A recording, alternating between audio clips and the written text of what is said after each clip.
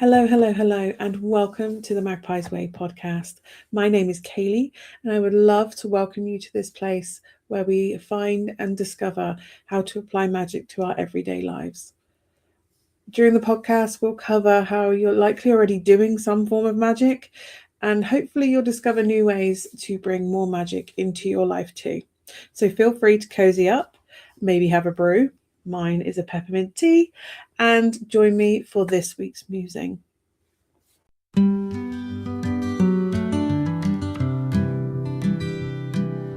So, as it's the first episode, I thought I'd introduce myself a little bit. My name is Kaylee. I have been reading tarot for 20 years. I do that on my page, Magpie Moonchild. I also teach tarot because I think everybody should have access to it. It's a brilliant tool that we can use in our lives to help us reflect back and navigate the world. I have loved magic forever. I used to try and find fairies in my garden when I was a wee one, and I've been trying to find little flickers of magic ever since. And I've probably had magic in my life without even realizing it for quite a while until I decided to actively have it in my life. And you've likely had it in your life too. If you've ever had a birthday cake and you've blown out a candle and made a wish, you've been doing a little bit of magic the whole time. So it can easily incorporate into your daily lives.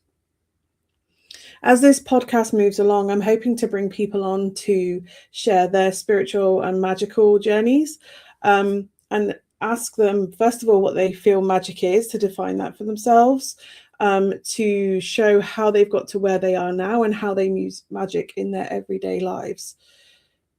So hopefully we can get on to this week's episode.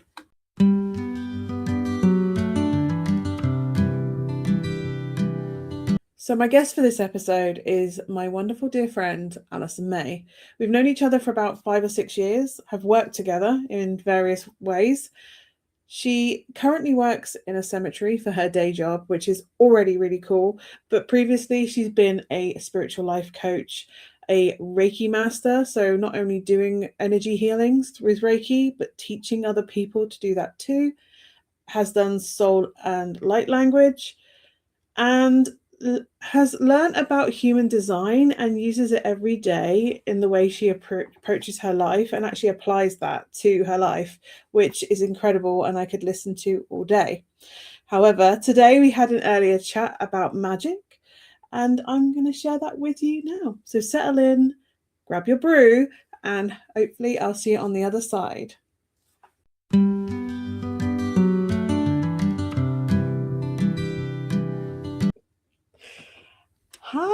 Hi. So let's just start with hello, Alison. How are you? Hello, Kaylee. I'm great. How are you? I love that you've Great. named yourself Rainbow Unicorn Queen. I've just Yeah. noticed that. How are you? Well, it asked for a headline, and I was like, yeah. It did. It asked for who you are and what you're doing. So yeah. I love that, Rainbow Unicorn Queen. So you know why we're here. We're here to talk about magic and how it plays in our everyday life. So first question I have is, what is magic to you? How do you define it? What does it mean to you? So for me, magic is life. I mean, we come into this existence and everything about it is just, to me, magic. I mean, whether it's the perspective is from a scientific point of view, that crazy atheist point of view, which I love too, the religious, all of it. Every human on this planet has a different way of explaining how existence is here. And we get snacks. So, I mean, really, to me, I think just existing is the most magnificent thing to experience. That's magic to me. I love it. I love that. So I suppose the next question that we have is, share your journey. How did you get here? How did you get to this point? What was your journey so far, and how did it start? When did you start with magic? I think I've always had it. my mother, when I was little, she had to quit her job when I was in preschool because I had so much energy that she would just take me out every day and run me up and down the driveways. And I was always climbing trees and talking to things and just kind of being the experience of that. It was hard for me to be in my little human body. Emotions are big for me. And so I appeared to be on that outside towards people, very emotional.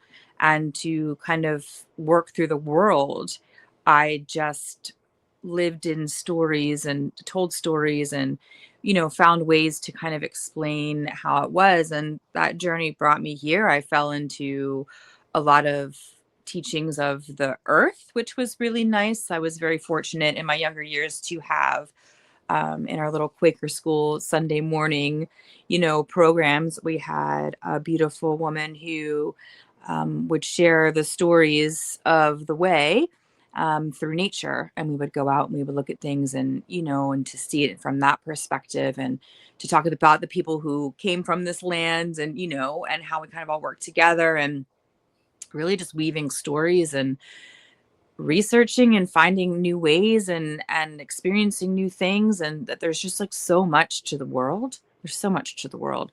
And so getting here to where I am now, I think magic in every breath and every moment has really helped me make it, especially through the dark times, when my kid was really sick and all those things, you know, which is a whole other story and all the things that have happened. But there have been experiences in my life that cannot be explained by anything other than magic.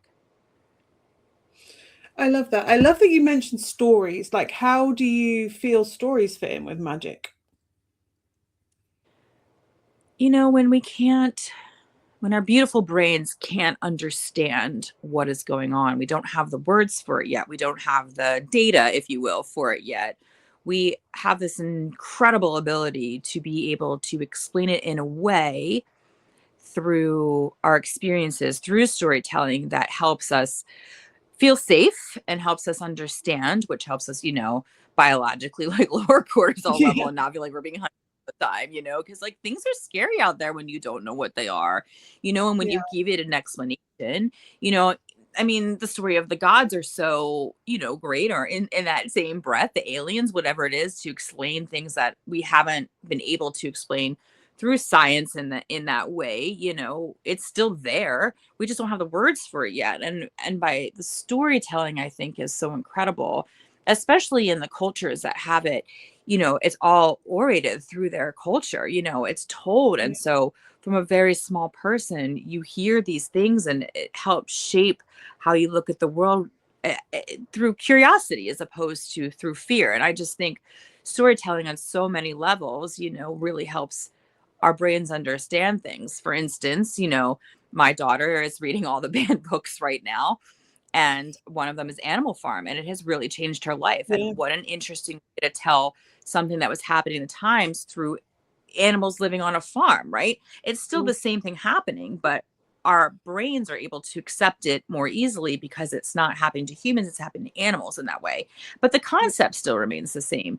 And those little seeds get kind of put into the collective, and we are able to kind of share our worlds together. And what we've come to find through time is like the stories are kind of the same, right? Like there's like everybody had a flood, Yeah. everybody, like some things happen to everyone, and they're like, oh, so we are sharing the same things. We're not so different either, and I just think that helps keep us woven together, you Mm. know, in storytelling is sometimes the best way to do it. I think, yeah, absolutely. Because also, like, there's that I'm not the only one. I'm not alone, because we're pack animals by nature. So like Mhm. being different would mean that you get left behind, and actually even socially, isn't it? You can feel very isolated or outside. So yeah, I think from that point of view, yeah, stories can absolutely give us that recognition and validation. You're not alone. This is absolutely happening to you.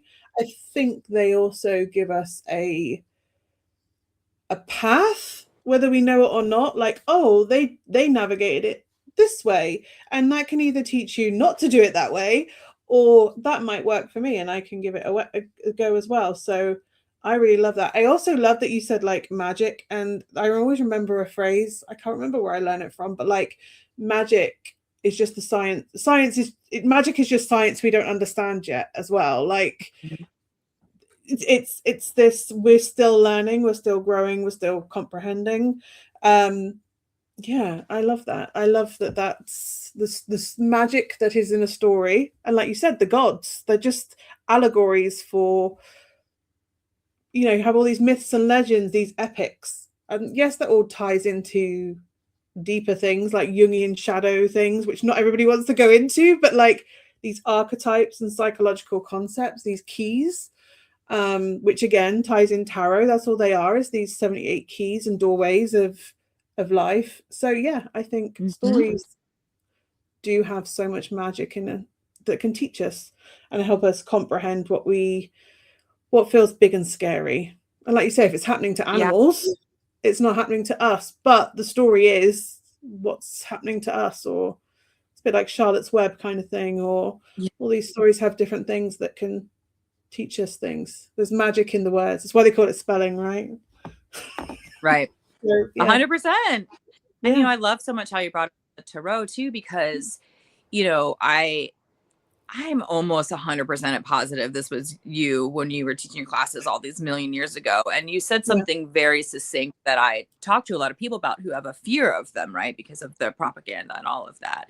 And Yeah. you were like, it's just storytelling. It's just allowing our brains to see a picture so we can bring together. And really, like, it flows in that same flavor of psychology in that way. Like, you're still trying to get someone to open up, and when there's just a picture in front of it, they can say, oh, I see that person, and the cups are spilled everywhere and they're looking sad, and that makes me feel a certain way. And then they're able to find the words to speak that energy. And Yeah. it's so beautiful, where it's almost, sometimes I think they banned all of that stuff, and because people could find their own way to their own healing, and they didn't want that. They only wanted to go Yeah. go out there and have one way. And magic in and of itself is kind of rebellious, because you're in the natural world. And that makes us a part of the world, and then you care about the world because you're part of it, you're not outside Yes. of it. So deep. Yeah. Yes. And as you were saying that, I was thinking like you said, with the storytelling and the weaving and the reflecting back to you. Um, if that is something I taught, aren't I clever? But because I do love You tarot. are very clever. I do love tarot. It's my first love in the magical world. Um yeah, and I think, yeah, absolutely. It is storytelling, it's just weaving one thing into another. But I think, like you say, having that narrative, and I think that's also for me, that's what tarot is. And when I'm doing readings, and even for myself, actually, it's empowering me to understand my own narrative. And then because I understand it, it's less scary, but also it allows me to go, do you know what, actually I have more command or control over what to make the choices that I feel are right for me. And because you can have a tarot reading and come out and go, that absolutely was not right, and you go and do the opposite. Like, the tarot reading is the tarot reading. It's just um it reflects what the energies are at that moment and what you need to know. But what you need to know might just annoy you enough to go and do something different. Do you know what I mean? So Right. sometimes you play that role, you play the antagonist, not the protagonist. So yeah, it's yeah, I think that's, yeah, yes. And when I teach it, I do say you're basically writing tell it as a story, put the three cards and tell the story. And I also found the word silly. But I do like that you said about like not feeling isolated. I think that's a big thing, that you're part of the world, not Mhm. just observing it, or you're somebody on the outside. And I think magic absolutely has been ostracized because, like you say, it empowers you to do what's right for you, to do what isn't the prescribed thing or the socially acceptable thing to do. So yeah, it is absolutely a rebellious thing, but for me, it's tiny little rebellions every day. It's like, I'm gonna Yeah. do this today, or even like down to, oh, I'm gonna put some time in my I'm feeling a bit like Easter, nostalgic today, like of old things. So I'll put a bit of time in so I can go down memory lane like a little bit. Or yeah, you have all these elements that just help you, empower you to navigate your life a bit better. They're just tools to help you navigate. Yeah. And the more tools you have, the more things you have to count on or fall back on, or it's like your own little spiritual first aid kit, really, isn't it? Yeah.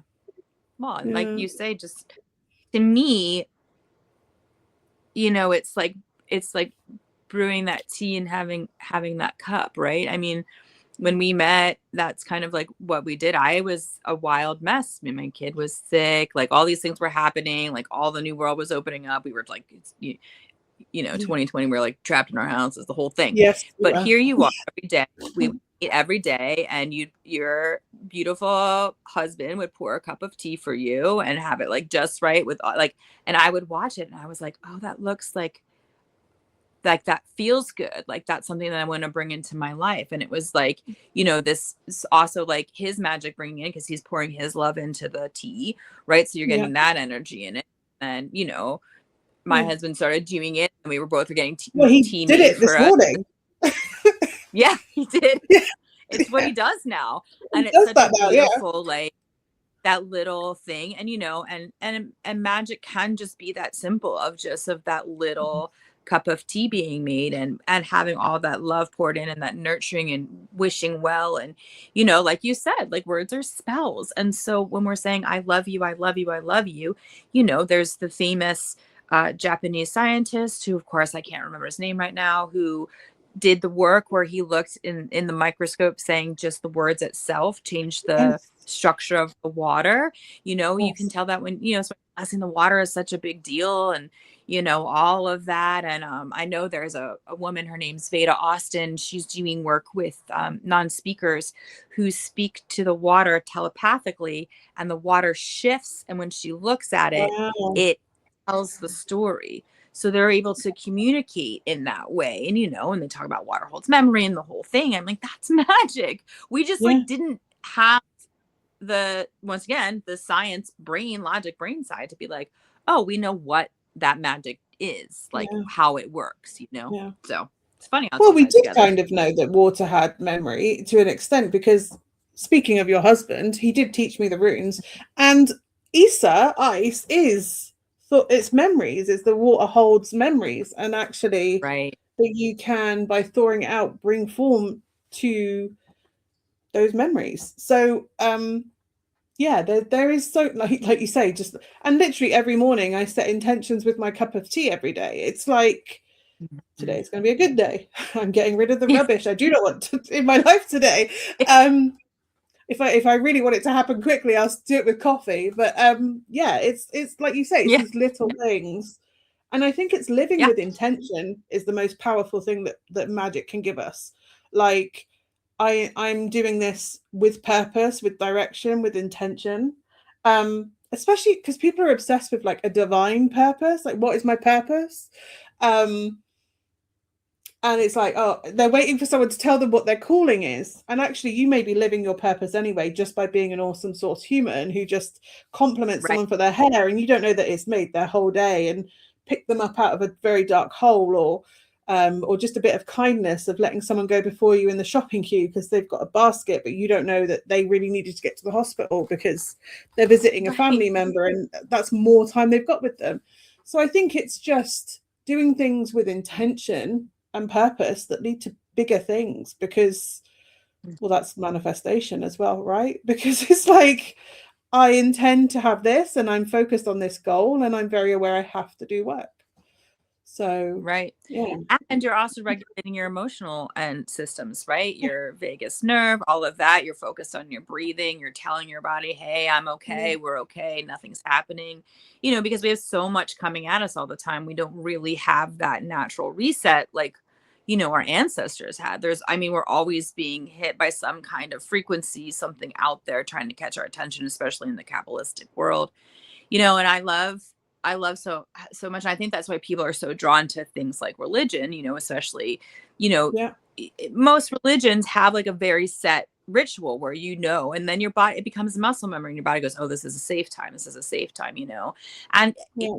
I listen to a lot of, I was brought up as a Quaker in a sense, right? So like my mother was very interested in me learning all of the different religions, Jared's like really deep in it, right? Yeah. And I found it so intriguing that they each had their own ritual, their own magic, like, drinking, I always bring up, Christianity in that sense, because Wine. the Catholicism, Yeah. yeah, the wine is the blood and all And the of the bread. eating of the flesh. And I'm Yeah. just that's like the most magical. That's like a blood ritual. Like if you really think about it, like Yeah. what they're doing, they're imbibing that. And through time, the body's saying, oh, this is safe, this is good. And then they feel like they have a connection to something when the world is amok and they don't have anything. They've got this magical connection to something within them that helps them feel safe. And then the body goes, oh, okay, we're safe. So, the world could be on fire, but through this belief of knowing They're that they're carrying a little connected bit to of something, Jesus with them. right, it helps them brave the world in that way. And the same, Yeah. And it's just so interesting to me how, as humanity, we've kind of like ebbed and flow, and there is kind of a need where I think people want to like hold on to that, because it is scary, the unknown. And so these little other things that we do for ourselves that are outside of what we're taught and how it comes into our way does give us even more control, if you want to look at it like that, to be able to say, I'm okay. Yeah, and I think that's the thing, because somebody asked me last year. They said to me, "Why do you think people are drawn to tarot?" Because obviously they knew I taught it, read it for how like 2 decades or whatever, Mm. and I said they just want to know that they're loved and everything's going to be okay. Yeah, That's why they that's turn it. to spirituality in their darkest moments. They just want to know they're not alone, that they are loved, and that everything's going to be okay. And she sat there like quiet for a moment, and she goes, I've never heard that answer before. Like, but that is what it is. That's all magic is. It's like, I'm not alone. I'm working with the world around me. Whether that's like paying attention to what birds are outside for like auguries and things like that. So it's or just working with the seasons. Like since I've worked reflecting what season everything's in, it's made me Mm-hmm. go through the winter times a lot better, because what is the world doing in that time? It's resting, it's calm, it's making its way through the darkness, but underneath the surface everything's getting ready to germinate and spring forth as we come through Imbolc and we move through vernal equinox. Everything's like, now we're in spring, and life is coming back and everybody feels more buoyant and like, oh, actually I want to do this, and you feel more vibrant because there's more light in the day. So if you're aware of what's going on, you can anchor yourself into that to make the darkness less scary.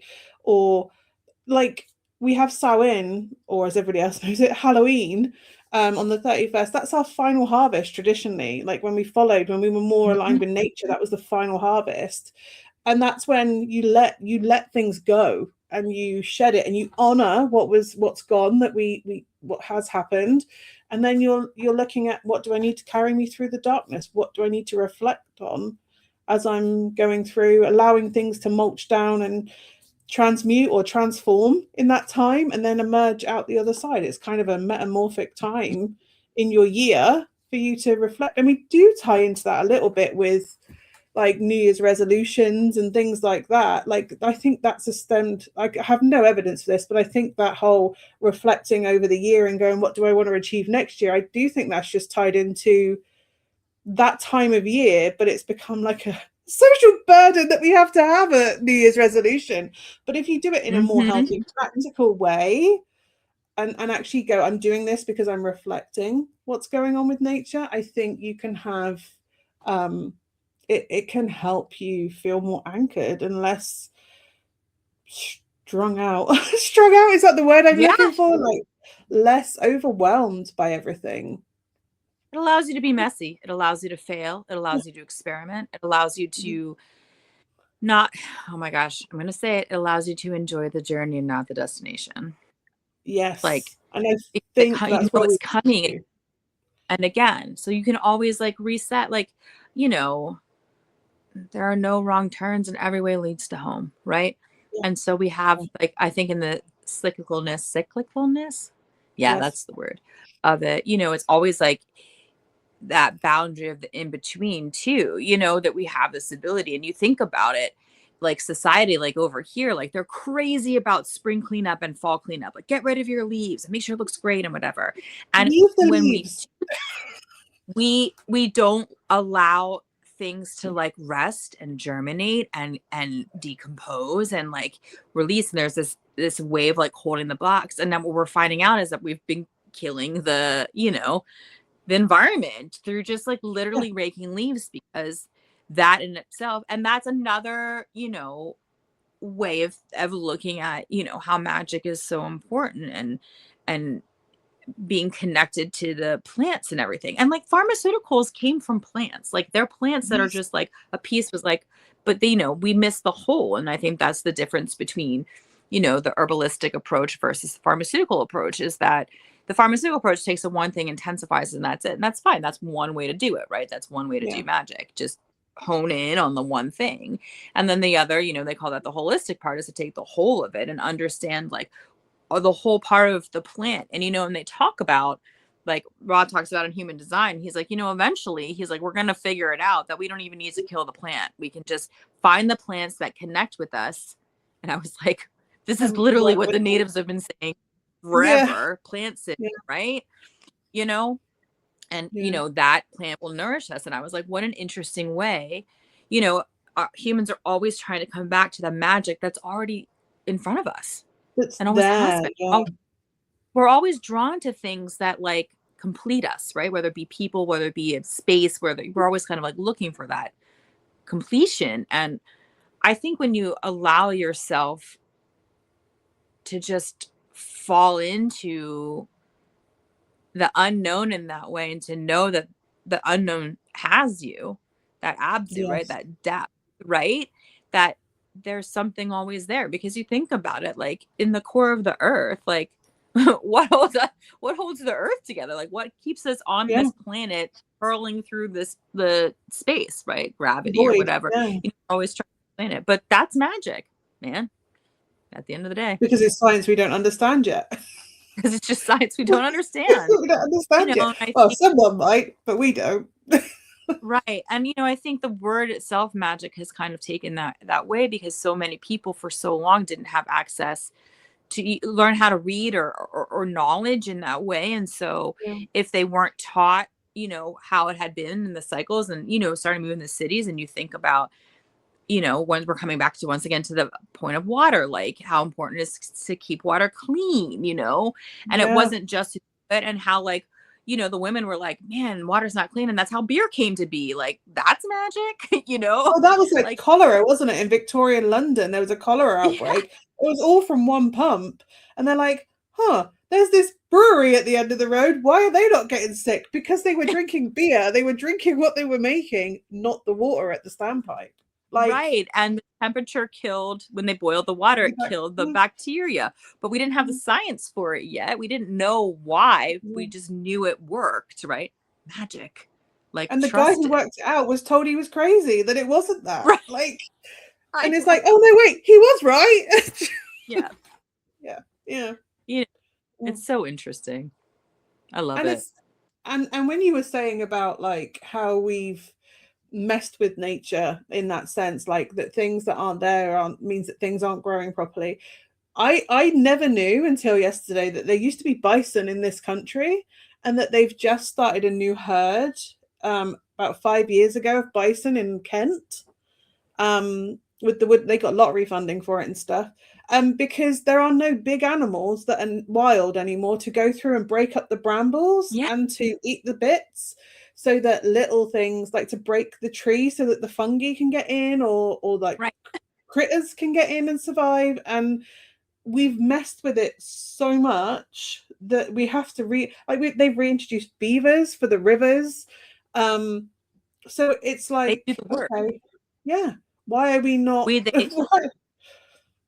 They did that for Yellowstone. They introduced wolves because it was so overpopulated, and Yeah. the lead female wolf I think in like 2 years, it was like crazy short amount of time where you're like, she got everybody together and everything went in balance and everything started growing in the water. Everything was like Yeah. so perfect. And then when the wolves wandered 3 steps outside of the park and were killed, the like almost instantaneously the ecosystem started to fall. And so when they're Rebalance. doing all these, yeah, and they do all these massive, like, you know, after they decimated the bison here, because the reason they did that, right, colonization, Yeah. was to destroy the food source. And they understood that the bison were the ones, like you were saying, that did it, right? I mean, here when they came over, they were like, everything is abundant. Like the rivers are full, the forests are full, because we had intentionally, the people who are here had intentionally like worked with the ecosystem, worked magic Yeah. to like make it all, they understood it. And so yeah, I can't believe there's bison in England. I did not know Yeah, that. I didn't know. They've been here for 5 years. So I was like, wow, how did I not know this? But yeah, they That's reintroduced it. They're incredible. fenced off because they are the only animal that's classed as a dangerous animal to I have like mean, they're roaming big. free. But they're so Yeah. placid, really. They looked very cute yesterday. Cute for a big beast, obviously. But yeah, I didn't know that there were bison here either until. But apparently, they it was like 1,000 years ago or something that we got rid of Right. them. But like we Right. don't Well, have we had used to have reindeer that walked the paths, the deer trods, and um we have had all sorts of animals that have gone extinct because we've either overhunted them or got rid of them because they pose some threat. And actually, like you said something about magic. It as you said it, my thought was magic is just our connection to Earth, really, and working yeah. to what is around with what is around us. Holistic. It's a holistic approach where we're not above the earth, we're with of the earth. And I think that's a much more because the world is crazy at the moment. And even if we're all wiped out, the earth will still keep rolling. She'll be Yeah. fine. It's us that won't be. Do you know what I mean? Like it's not and I think we've become so detached from what is actually outside our window or what is um right by us. I mean, I look out my window and I can see Dartmoor in that direction. And I am very lucky that I live here where I have access to a moorland that is protected. But I'm also very close to an ancient rainforest that is one of the last little patches of the ancient rainforest, a woodland that exists. Yeah. And you're not allowed to walk in it now. You can walk around it. There's a couple of woods nearby that are similar. But like I think it's really sad that we don't have trees. Like there was a famous court case in Plymouth where they ripped up the trees in Plymouth city centre. People campaigned against it and it went to the High Court and everything. And before the injunction turned up, they'd already pulled up like 20 of the 27 trees or something. Like so they pulled it up, go, oh well, we weren't told to stop, kind of thing. But and they've had Right. to plant other ones, but they're not local trees. They're ginseng trees or do you know what I mean? They're not Right. native. Like we're taking things out of place. And I think we're trying to become homogenous, for want of a better Oh, word, like even in spiritual practices. Because it's like everybody's obsessed with white sage. Like we must use right. Californian white sage. But Mother Earth here, where I am in England, doesn't vibrate the same here as she does over in California. And actually, what I'm bringing when I bring that over here, she might not actually like it. That's why I use like cedar or juniper. I love juniper as a cleansing tool. Mhm. Like I use what's here, rosemary from my garden, or Mhm. and I think we live in a world where we think every practice is the same, and it's not necessary. There are things that absolutely rightfully are closed practices. That's why I don't use the word smudging. I use the word because that is a sacred practice ceremony and that I am not part of or nor have been trained in. So I always say smoke cleansing. And I don't say seining either because I'm not Scottish. I did live in Scotland, but I didn't learn the practice of seining. Um, so I think if you learn the vibration of where you're at and how to work with it, I think that alone gives you that sense of home and belonging and place that is Agreed. calming. Yeah. Yeah. I love that so much. And I'm certainly into alignment of that. You know, here where I live in Bloomington, Indiana, the state of Indiana, most of the north was a swampland. And so they just filled it in, and now it's this huge agricultural thing. And because of that, all the corn they grow, it actually shifted the ecosystem, and it's like hotter up there, and it's like messing up the system. They're like, there are droughts. I was like, there's always been droughts, but it was a swamp, so it didn't matter because it would hold it, right? It's clay here, you know. We actually in Bloomington, we have the same geology in the soil. I'm so a geologist because they're so cool. Magic, right? Here we go. It's limestone, right? So it's got tons of quartz, and same as Lourdes and Stonehenge. It's the same, like composite. And I'm like, that's so interesting. And I find it interesting, like how all the religions have come here. We have each different one. Like the Dalai Lama's like has like whole thing happen, but like how it all is, and like when we change the topography, it messes with everything. But what's really nice is I think what I'm trying to get out is that when we take the time to get the native plants back in and all of that, and tune in like how we can, when we restore it, because when they're restoring like the swampland here, it's filtering all the nitrates out of the water. We have these, like, I was just learning about, it's called like duckweed or something. And what it does in the beginning of it's like the first one of the spring things that grows on top of the water, and it filters all the water out for the year and cleans it. Wow. That's magic. And it has these cute little like yellow flowers. I think it's called duckweed. I'm pretty sure. But it's amazing to me how nature will just kind of like right itself. And if we really take that time to like plant it here, we've got that 10,000 acre reservoir, and they're like, we don't know why all the old trees are dying. I was like, because they didn't grow here with 10,000 acres of water. It's wet. We're like a subtropical rainforest now here, which was never the case, right? And it's so interesting that like humans want to control so much. And I'm like, if you just let it go and like lived where like it felt right for you to live, whether that's a dry climate or like we're all built differently. Like I have like a very damp, wet, like I hold water really well, which means living in a dry climate is great for me. That's like really where I come into balance. Instead, I live in a wet, damp climate, and it's like I have to have like a dehumidifier running like 24/7 right inside, because I'm like, I'm so damp all the time.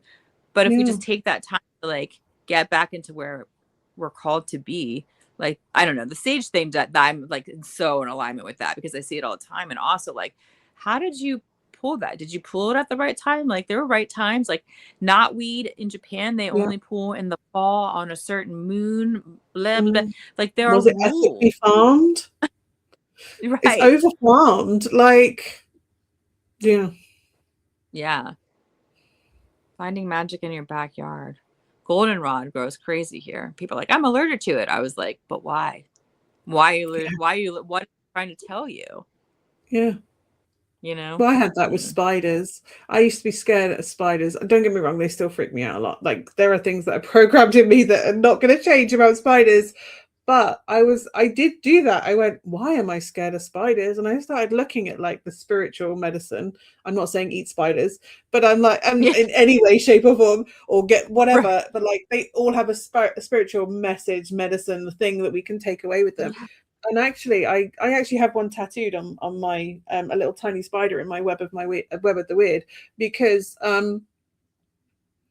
it taught me that things that I was scared of within myself that I didn't feel comfortable with, like the lessons that it taught. I learned to kind of embrace that part of me, and actually understanding them on a general level as well, like the autistic part of me going, oh, I must learn and study about this thing. It made them less scary. And I think that is the other thing. We fear things we don't understand. Right. And here we are back with magic and storytelling. Yeah. We come back to it, and it's always, it's magic is how we explain the world when we don't have words for it. Yeah. I mean, I love folklore. There's so much folklore around here.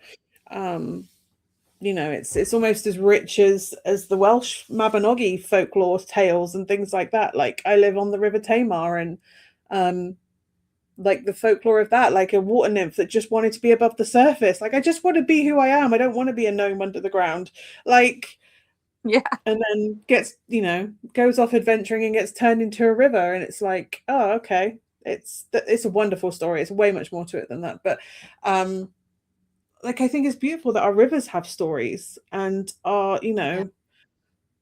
even if you believe them as fairy tales or whatever, religious scripture, whatever it is, I think they all have lessons and guidance in and magic in for us, because they're just echoes of a human experience for me, or whether that's comprehending the world or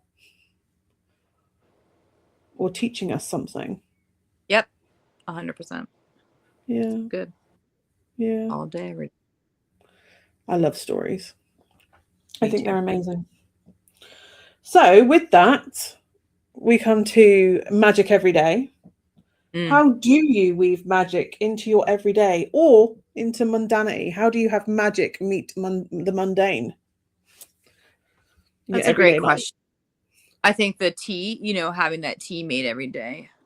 I think coming to some kind of routine seasonally is really nice, whether that's an everyday thing or, I got to fight my oppositional defiance disorder for it, but here we are.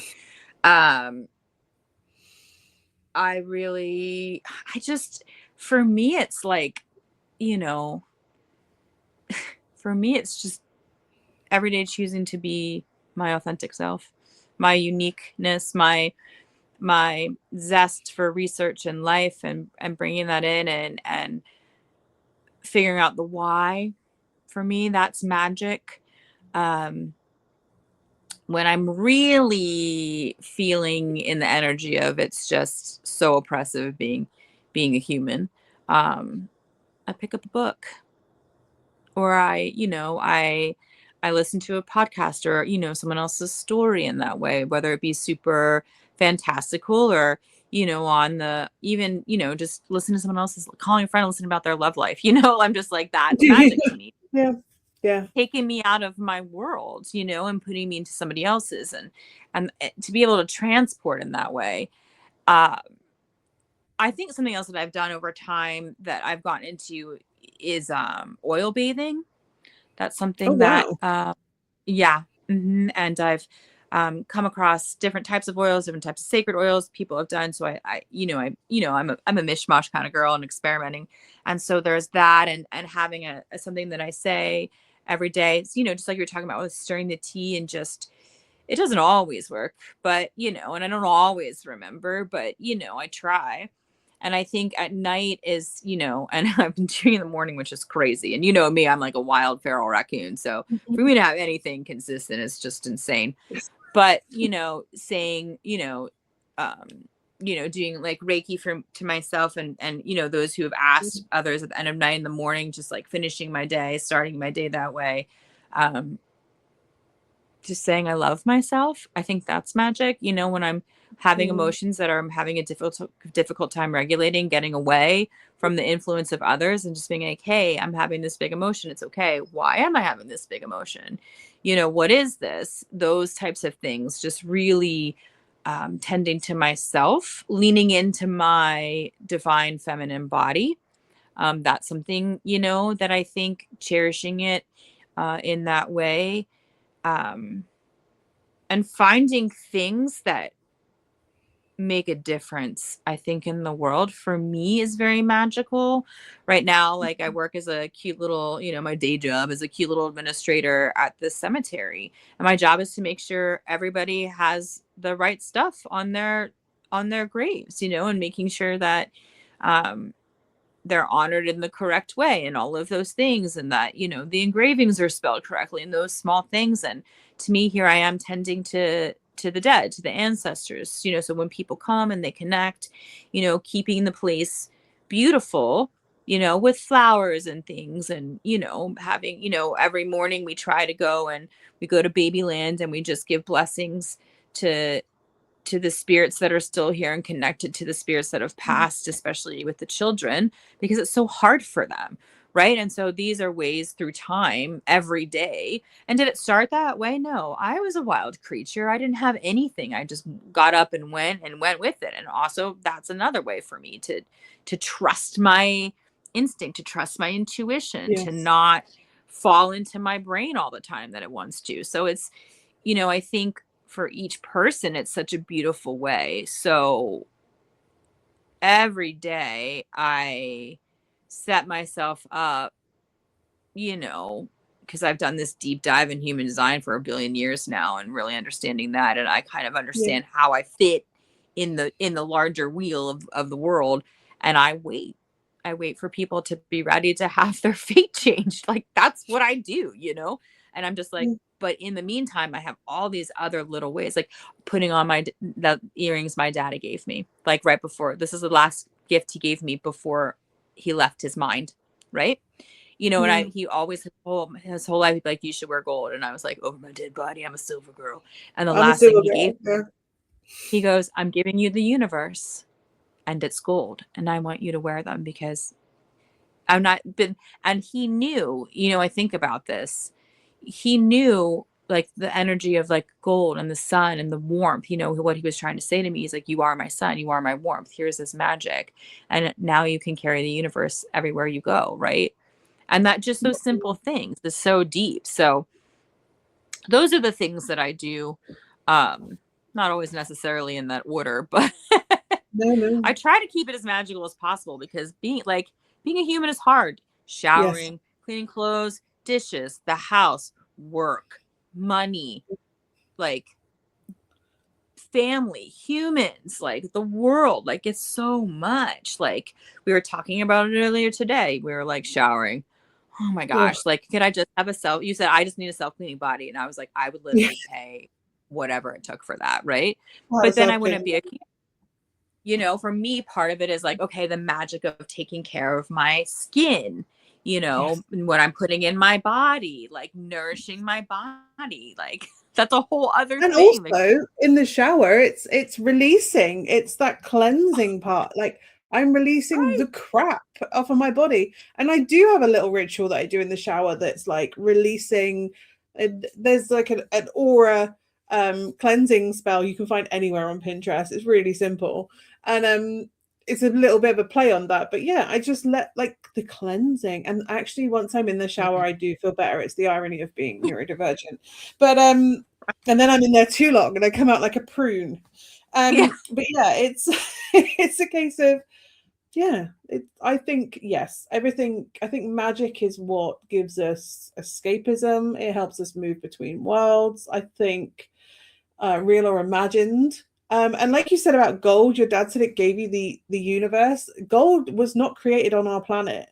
To create gold, it has to be in a supernova, like the imploding star, and oh, it then scatters out after it explodes, and that's where gold right, comes from. It was never of our world. It is of the universe. Like it's so funny, yeah, yeah. like right there, So yeah, yeah, science and you magic can't together. make gold on the planet. So if it's here, it came from outer space. A star had to die to give you those earrings, Alison. I mean, they did. Thank you. Stars Yes, dying all yes, the time, and the stars get like that's the neutrino energy that affects, like then we're tying into astrology, how the planets and everything affects us, like how the yes. moon affects us. I mean, you can't say it doesn't, No. and I think to myself, how lucky we are to be in ways, even just like walking through the forest or getting in the ocean, like, or finding a mountain, like whatever environment feels really good for you. I'm a Yeah, liminal space girl, like train yeah, stations, bus depots, cafes, anywhere where like things are happening, like going by me, where I'm in a yeah. lot of different energy. That's cleansing for me. I mean, it would, you're a cave girl, right? You've got like all the things, like it's so, I mean, we do all these things unknowingly, where our mind isn't aware of, that is magical. And when we start to just kind of tell our mind, because the brain doesn't know what's real or not, there's tons of studies on that. It has no idea. Yes. It's just a cute little processing machine. They're just figuring out it's probably really the gut that actually is. They've just figured out that, our nervous system is tied to our reproductive system. Like, I mean, It makes sense. it's If been you're going stressed, on. Yeah. Yeah. Like, Yeah. If you're out like, of whack, if you're stressed out to the max and you've had a hard 2 or 3 months and then you go, I haven't had a period for a few months, like that is because your body is stressed. It's shutting yeah, down the systems that aren't essential so that, right. yeah, Because you're you not can safe. deal with the. And it's like, you can't get pregnant right now. Are you crazy? Is there There's a food? bear outside your Oh, window. yeah. Yeah. Right. I mean, that's Yeah. why our bodies hold on to weight, because we don't feel safe, right? There's a whole study, there's studies on that, Yeah. and it's so interesting to me, because like magically we knew that, and we're tying back into living with the world and not against it, Yeah. and how if we just allow ourselves, I was just reading a study where they're actually saying working 40 hours a week and being more productive actually isn't more productive. No, no, it isn't. And They've done and quite a we few know studies. this. Yeah. Well, they were a Yeah. few years ago. I know Labour's in charge now, but in the Corbyn days, like before Keir Starmer, he was advocating for a 4-day week because actually you're more productive in a 4-day week than you are in a 5-day week, and you get more Because you want to. downtime. You get to relax. You get to have a weekend. Although, what is there are people that are working 3 jobs and can't afford anything right now. So, in an ideal world, we would all be we wouldn't even be working. We'd be We're doing what we living and love. doing, yeah, Right. being human beings, not human doings. Isn't that what you said? Right. It's Human beings, not human beings. I would still tend to the cemetery because I love it. Like, I love yeah, talking to the I love hearing about the family. Like, I know so much about our community now and the families and how it all works out. It's like the show The Way Home, the Hallmark show, where they like go through time or whatever. I don't know if you've seen it, or it probably, I don't know if it's even offered in but England, I am but it's a fascinated. story about this family, how some of the people, they fall into this water pond. It takes them to different times, but how, like, because they were in the different Wow. times, how their family through time went through. It's Canadian, super cute, written by two women, really good. Once again, storytelling, here we are, and the magic of the pond, and how it is going to be what it's going to be, and to like just let go and surrender. Like, it's so beautiful to me that we have all of these things we do already, that we just do. It's just within us. Or like, like making your great great great grandmother's like special pie every holiday or something, like that is another magical thing, because you're bringing all of that ancestral energy through the cycles, all of that. Yeah. We do a lot of stuff, I think, that's more magical, like, Without even realizing, yeah, like you say, you have recipes or you tell stories, or well, that's why we lost so much information, because a lot of them were oral traditions, or they were passed down by things. They weren't written down until right. probably very early centuries, wasn't it? It's not even like a recent thing, and then they're written down by people with a skew of Christianity or whatever. Yeah, the um Bible. but yeah, Well, that. I think we use, but I think where we as humans do our best magic without realizing is the industry you work in, is funerals, like how we navigate honoring someone who has passed, and that giving us a physical ritual to process grief, Oh yeah. to say I just see goodbye. how people can. So, because we have different types of cultures and people and religions and all Yeah, of that. And it's so interesting to witness how differently each person deals with death, yeah, Like, the Muslims are so loving, and the whole family comes, and it's a whole thing, and it's within 24 hours, and it's really alive, and like, the Jewish community has their own way, and then it's kind of like, then it's like the random white people who don't have like a specified community, how they are dealing yeah, with it. And then, finding out that like some of our cemeteries didn't even start accepting all people of color until like 1992, oh my and god, finding out like people still will move their plots if they notice there's two women buried next to them. I'm not sure if they're married or sisters. they might have just been housemates, Alison. I know, but it's like so wild to me Yeah, to watch, yeah, watch it and happen. how like we spend a lot of time, what is the magic of, we talk about birth, the magic of birth, but we don't talk about the magic of death and what that No. means and how that changes. And so I mean, we just do it. Like, we don't even know. And you and I, we can get into this and we can get deep. We invite people where we invite, we'll be here for Yeah. like 17 years, which will be great, but every Yeah, it's just day. rituals, isn't it? It's just rituals, like bringing a ritual in to give you a physical, tangible way of moving through something.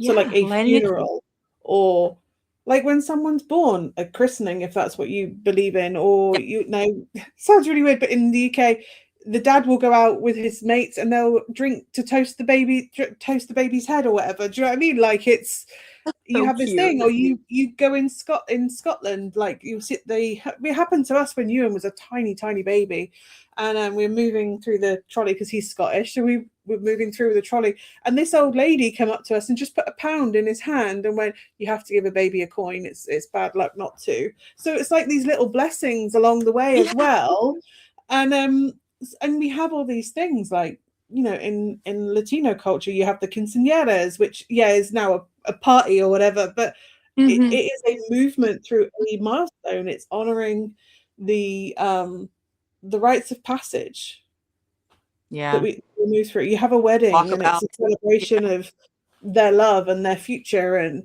you have them where some weddings you get given a load of money pinned to your dresses, or you have them where you just sit and witness it happening, or I think there are so many things that just help us have a tangible, practical way of honoring or moving through the emotions of what each of those mean for you in that moment. Like people cry at weddings because they're happy. How often do you happy cry? How often do you Right. cry? I mean, I struggle with crying. The wonderful, delay things of emotional delay of autism is quite funny when you're like, you go through something big and you're like, yeah, and then a week later you cry for no reason and you're like, why am I crying? And then you're like, a week ago that happened and you just Yeah. didn't Your body's process like, it. you need to release this, whether Yeah, you like it or not. Yeah. but it's and even like the ritual that you can choose to do for yourself, like if you want to let someone go, or remove that energy from your life, like the catharsis of writing some crap out onto a piece of paper Mm-hmm. and then chucking it on a fire and letting it burn and go, is so Mm-hmm. cleansing. But we don't do these things. We don't, like, you go, oh, that's a spell. Yeah, maybe it is, or maybe it's just a ritual that that allows me to physically move Right. out something that I can't emotionally get out. And actually, I might be crying while I'm doing it, but the distraction of writing the words out is allowing the tears to go because I'm in my head thinking about, oh, I can't cry about this. I've got to stay strong. Like it Right. just gives a ritual. And I think everyday magic is little rituals that help you get through life. Yeah. Because Yeah. being a human is hard, man. Oh, It's God. not for the faint of I'm heart. coming back as a dog. I'm coming back as Sterren in my next life because, oh my God, she just sleeps and she's happy. She's a bit Like my needy. old She man. gets mailed every night. Our I cats. have a I'm Jack like, man. Russell for reference because people aren't going to know who Oh, Sterren is. right, right. I have two, actually. Our Sterren animals. is my Me quiet too. one. Oh Yeah. my gosh. And again, Them so much. animals, right? We have these little Yeah. familiars that live with us, or some are familiars, some are pets. Like Duchess, Yeah. she's like 15 today. Wow. Yeah, and she's 77 in cat years, and she's starting to walk like she's 77. So, yeah. But again, like, we lost Thor a year ago, and for Xander, that was because that was his kid, my teenager. That was his kitten, that was his cat, Yeah. and His baby. like you say, that was his first big loss of something. Like he lost his great grandparents and things, but he was so young, he didn't really understand or whatever at that point. But then he lost Mm-hmm. his cat, and he's like, I miss him. He used to talk to me, and so having his ashes come back, and he just has him in his room and he just talks to the ashes. Yeah. So, and like, you work in a cemetery, people visit, people honor, people give energy in whatever way feels right to that person or their memory, or they're not physically there anymore, but they exist Right. because we still have memories, we still speak their names, we still do the things. I think that's a beautiful magic. You can't bring them back to Mm-hmm. tangible life, but you can bring them back to life for a moment in memories. Right. And science proves that. So science is just explainable magic because you Science is can't destroy energy. You Yeah. can't. It just shifts. It just changes. It's Yeah. crazy wild. It is crazy, crazy wild. And it's a wonderful, wonderful world. As scary and terrifying as it is also Yeah. magical and wonderful. And it's just finding little pockets and glimmers that help us navigate the world. And you know, when we get out, we're gonna want to come back. Yeah, I'd be Because silly it's enough. right. Or we could get to the other side and there could be nothing. We don't really know. Well, we do, but we don't. we could go through the thing. I had a random thought the other day, but I'll share that off of it because it's a bit surreal about black holes and white holes. Oh. Yeah. So it's like, okay, Well, I can't. because you come out of the darkness into the white hole, like when you're born, when you go back into the darkness, is that just anyway? Yeah. I think we should save that for another podcast. We'll save that for a thing because that was just my brain going off on a tangent that was just wonderful. I escaped into a world of black holes and white holes. Right. As one needs to every once in a while in this black and white world. Once in a while. I like to be frivolous and go off in a surreal, weird tangent. It's nice sometimes. But then when you say some things out loud and then people look at you like you got three heads. But yeah, it was, Gotta hold up brain space somewhere. We do.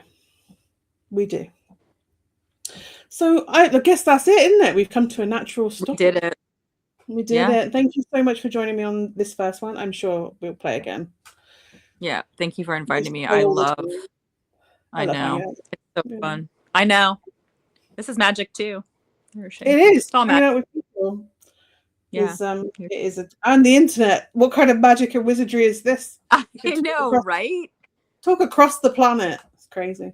Work the crystals and some copper wire. Poof, internet. Yep, just some lights and some and a bit of glass across the ocean. Yeah. Or satellite ping. I don't know. I don't know how it works. I don't need to. I watched a thing yesterday about that. Oh, what's his name? Somebody Johnson, the guy who does the Daily Show.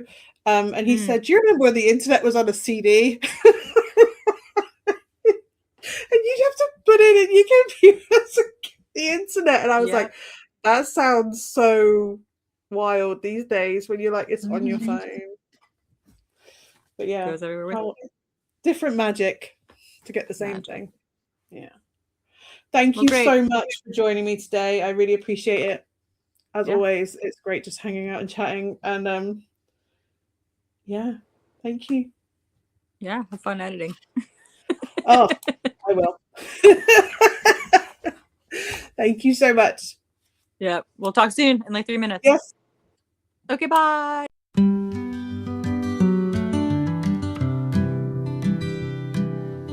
I really loved that chat with Alison today. We've had many of those chats over the years, many of those chats. But it was the first time that we've ever really talked about magic specifically. And I found it really interesting the way she defined magic, in that it wasn't just one thing. It had different layers and textures and threads that are all kind of woven into her life before she was aware of it and after.